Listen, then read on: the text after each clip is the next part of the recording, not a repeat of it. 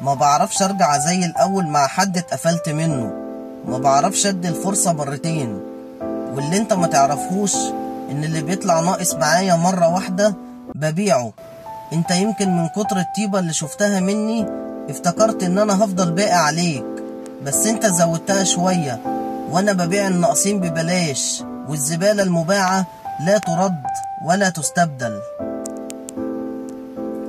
من المستحيل أن يذهب لغيرك شيء قد كتبه الله لك، فاطمئن، لا تستعجل، لا تحسد، لا تحقد، وعش بقلب أبيض ونقي ونية صافية.